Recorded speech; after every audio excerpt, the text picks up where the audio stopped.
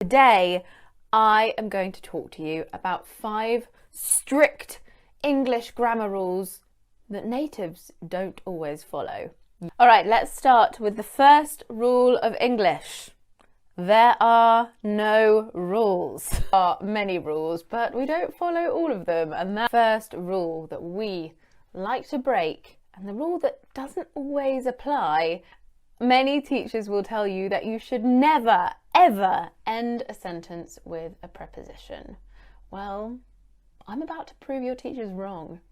There are quite a few situations in which you can end a sentence with a preposition.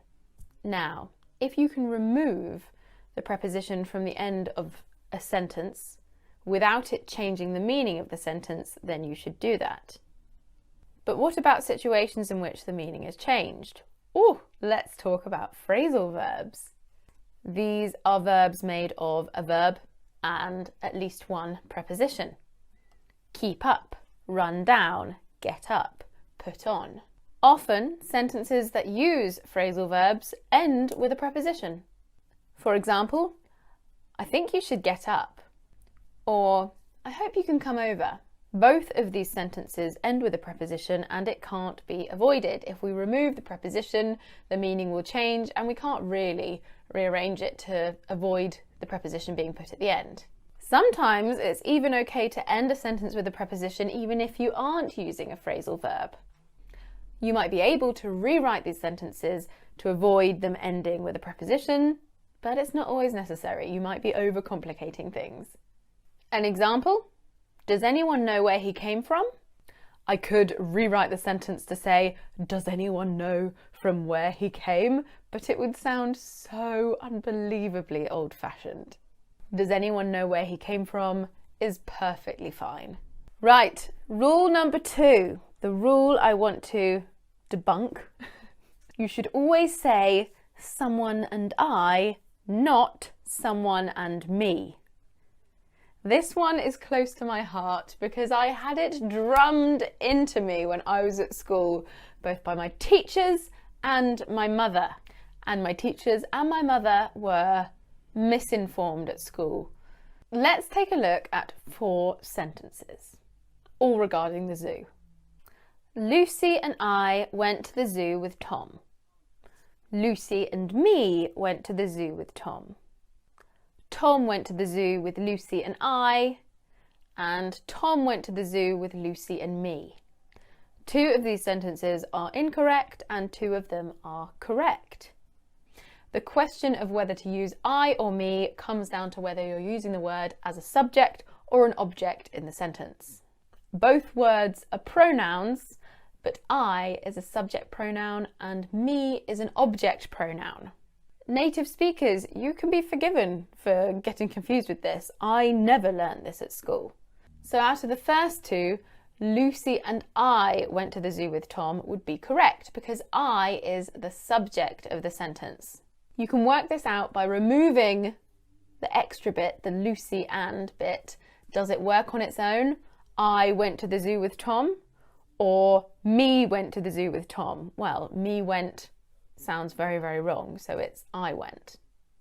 However, in the second 2 sentences, it is the opposite.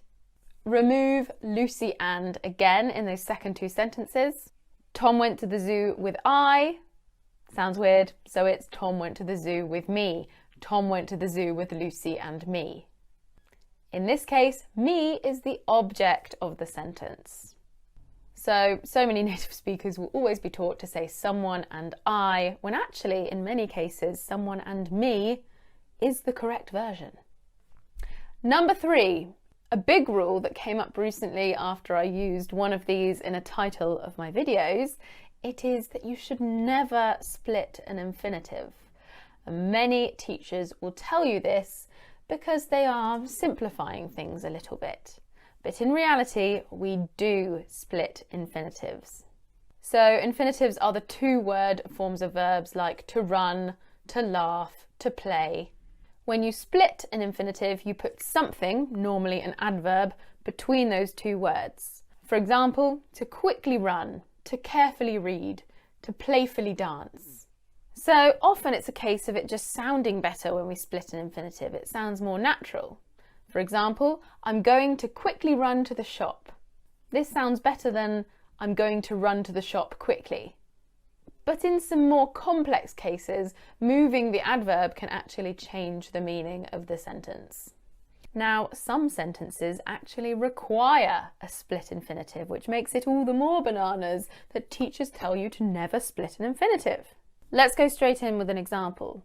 He expects the staff numbers to more than triple over the next 5 years. You can't move more than in this sentence. You can't put it in another place whilst retaining the meaning. This sentence requires a split infinitive.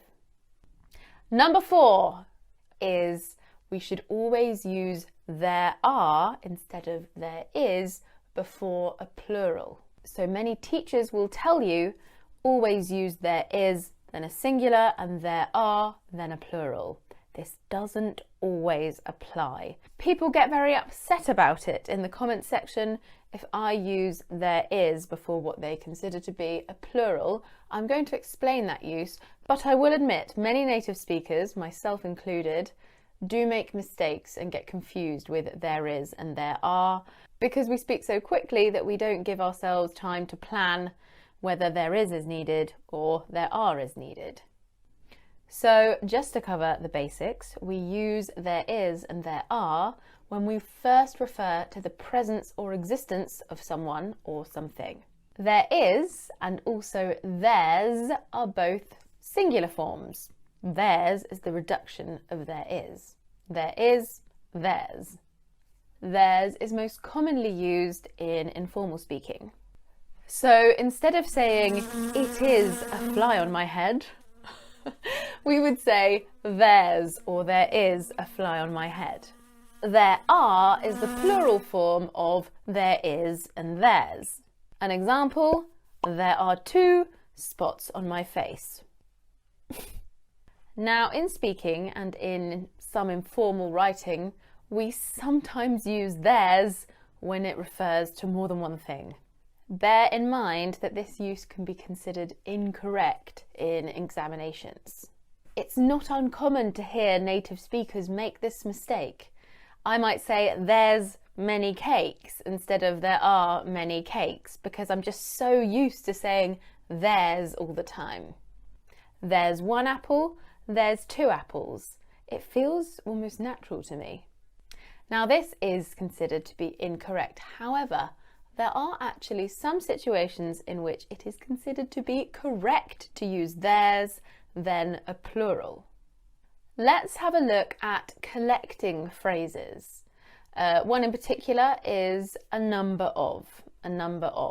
Would I say there is a number of cakes for sale, there's a number of cakes for sale, or there are a number of cakes for sale? Well, it's actually really difficult to work out. In a construction like this, the verb is being pulled to there, number, and cakes all at once. You can work out whether you should use there is or there are in this situation by focusing on emphasis. Use is if you want to emphasize the group as a whole. There is a number of, the group, cakes. Or use are if you want to emphasize the individual members of that group. Each individual cake. There are a number of individual cakes. This works with a number of collecting phrases like a variety of. There is a variety of drinks at the bar, or there are a variety of drinks at the bar. Both work depending on what you want to emphasize. Now we do use there are when talking about a lot of, and this is a mistake that a lot of native speakers make, myself included again. We shouldn't say there's a lot of people in the room. We should say there are a lot of people in the room, but you will hear this mistake made. Now, would the phrase there is 2 dogs ever be correct? Well, sort of. If 2 dogs were included as part of a list. Sometimes there are just sounds wrong. I wouldn't say there are a cat, 2 dogs and a cow on the farm. I would say there is a cat, 2 dogs and a cow on the farm. So that is a clear example of there is used before a singular, but a singular formed as part of a list. Some grammar lovers will still insist that this is incorrect, but I'm not with them on this one. It just sounds wrong. If you are ever in doubt, you can actually rewrite the sentence to avoid using there is and there are. And the last rule, number 5, you should always say if I were rather than if I was. Now, you will hear a lot of people making a mistake with if I were and if I was. They will say if I was when they are meant to say if I were. However, again, I was brought up to always say if I were, when actually in some situations, if I was is correct and if I were is incorrect. Shocker. Now, this grammar rule might seem a little bit complicated at first, but actually it's not. There is a simple trick that you can use to remember and you will always get it right. You use the phrase if I were when using the subjunctive mood. This is used to talk about hypothetical situations. For example, if I were richer, I would buy a Tesla. True story. I would. I really would like an electric car. But I need one that will go over farmland. Anyway, if I were richer, I would buy a Tesla. I am imagining a situation in which I am richer, a hypothetical situation, and I'm imagining what I would do in that situation, what that would mean for that version of myself. Now, we use the phrase if I was if we are referring to something that did actually happen. So we have if I were, hypothetical, if I was, actually happened, reality. So we often use it for reminiscing. An example, if I was late for registration when I was at school, it was because my bus didn't arrive. This isn't the most commonly used phrase on earth, but it's important to know that sometimes if I was is correct. Right, that's it for today's lesson. I hope you enjoyed it. I hope you learned something.